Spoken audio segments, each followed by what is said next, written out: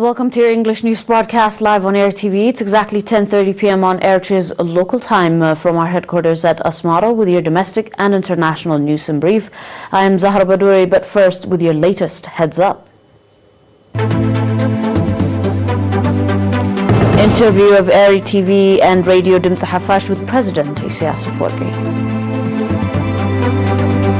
Henok Mulubrahan, champion of Africa, and more on your domestic.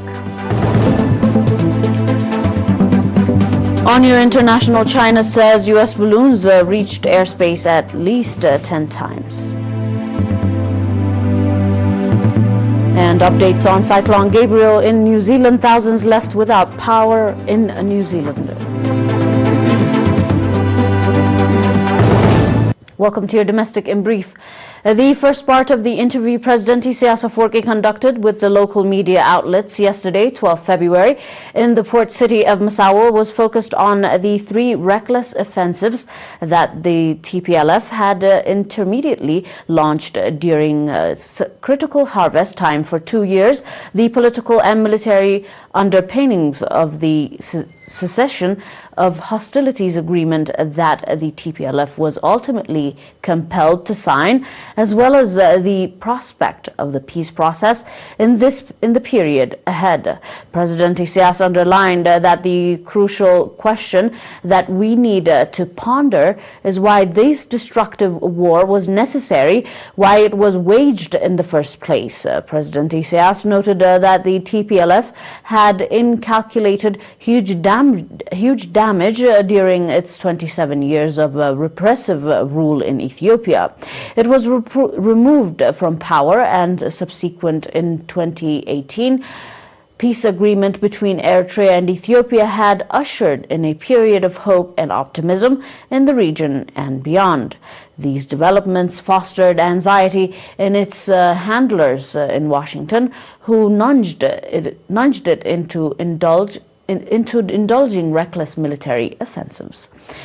Miscalculation on the balance of power was another factor behind these deplorable debacles.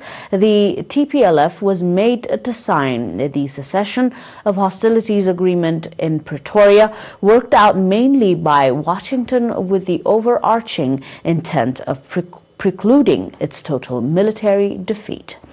Be this as it may, Eritrea has not reservations if the peace agreement is implemented in good faith and in it entirely.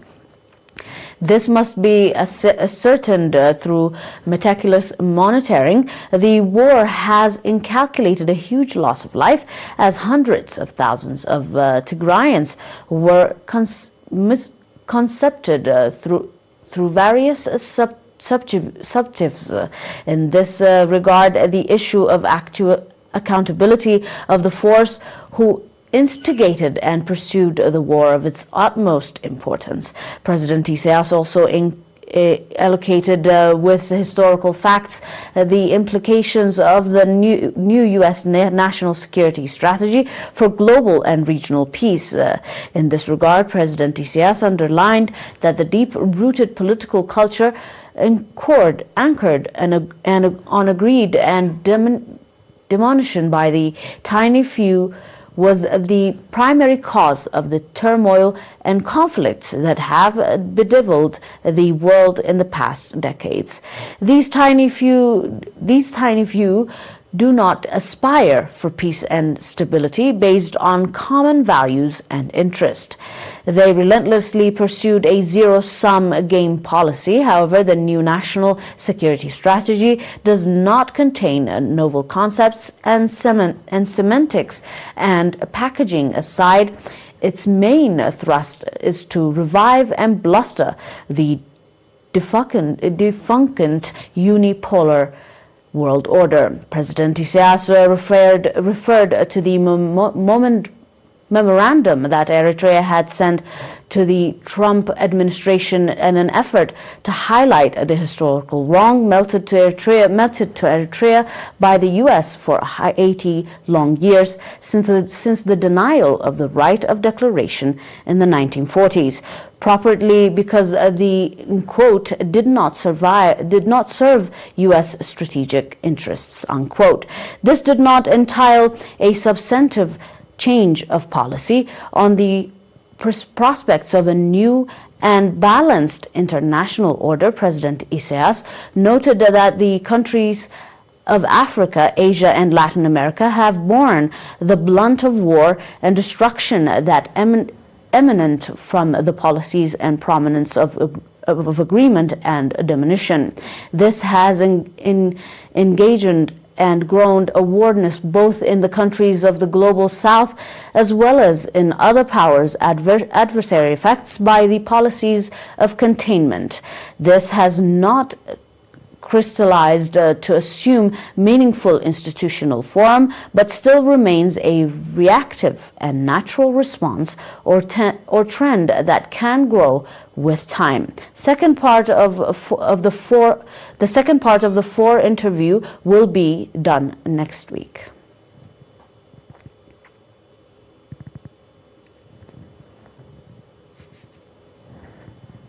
Proceeding with your domestic news, members of the Eritrean cycling national team, Henok Muluburhan, has become a winner of the global medal at the 19th African Cycling Championship that was held today, 13 February, in Accra, Ghana.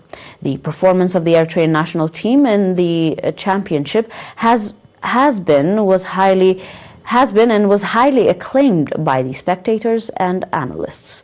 In the overall results, Eritrea became second in team time trial, third in individual team time trial, and though Henok Muluburhan and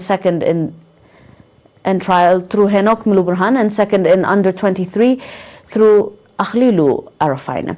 It is to be recalled that Henok has been a gold medalist in the similar African cycling championship that was held in Sharm el-Sheikh.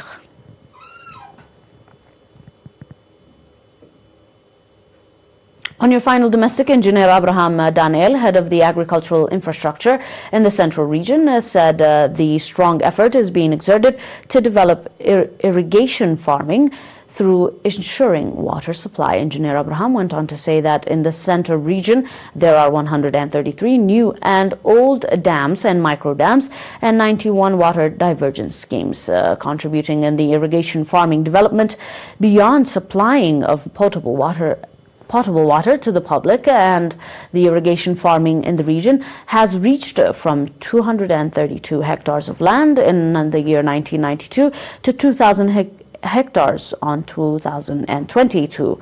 According to Engineer Abraham, in the village of Guritat, Ad Gabru, Tsolot, and Ad Kashi, there are 4 micro dams with a capacity of holding from 20,000 to 70,000 cubic meters of water that have been built in 2019 and 2020 and are contributing in the irrigation farming development in the area. Moreover, Engineer Abraham said that the dams in Galanefhi subzone with the capacity of holding 75,000 meters cubic of water has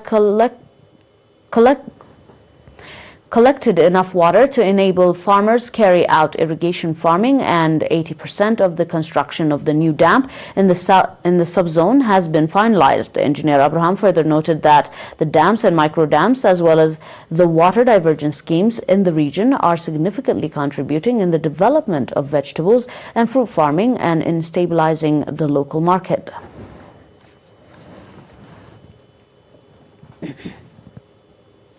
Stay tuned for more on your global reports up next.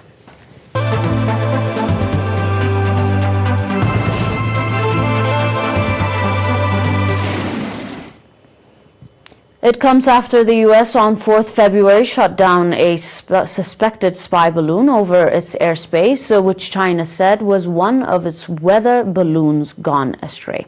Relations between the two countries have since deteriorated in recent days. The U.S. has also shot down a number of other unidentified objects. Questioned on Monday, Beijing said the U.S. had made many airspace breaches.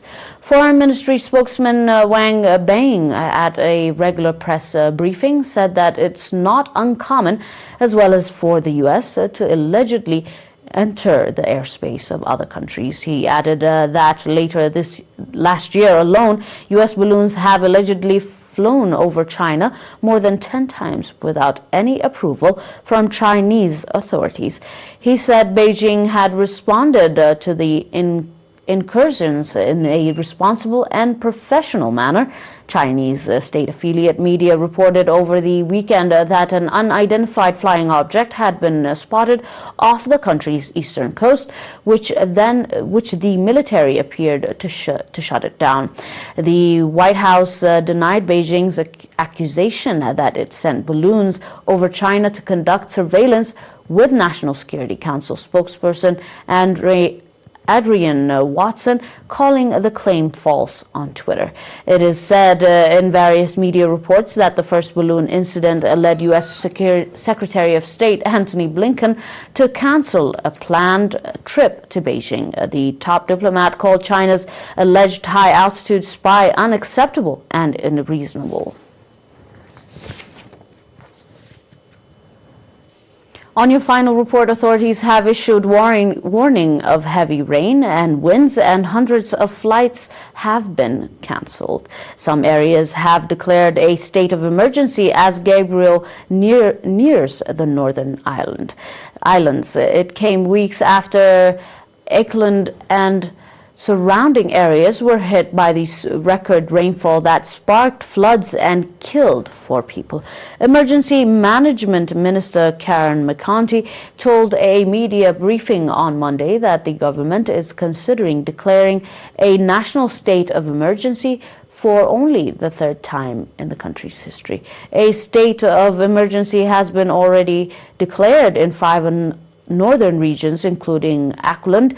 The declaration gives local authorities greater power to respond to dangerous situations and allows them to restrict travel and provide aid.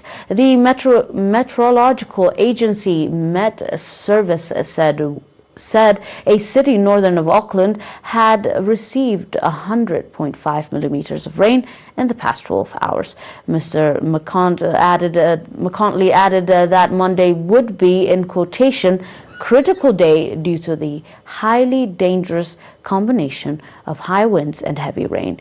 Winds up to 140 kilometers per hour battered the northern region, while Auckland's Harbour Bridge was rocked by a gust of 110 kilometers per hour.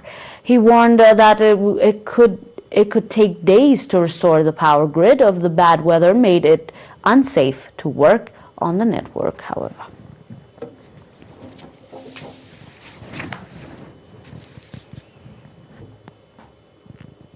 Dear viewers, that is all for now with your domestic and international news in brief. Stay tuned for more with our programs and stay tuned for more of your reports. But until then, this is a recap of your today's Heads Up.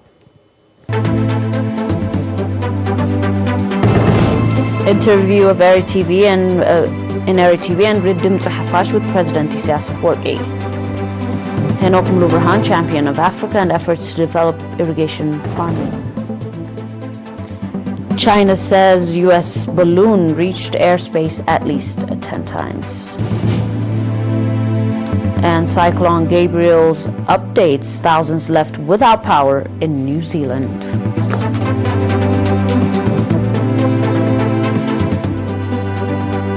Thanks for watching once more and have a nice one.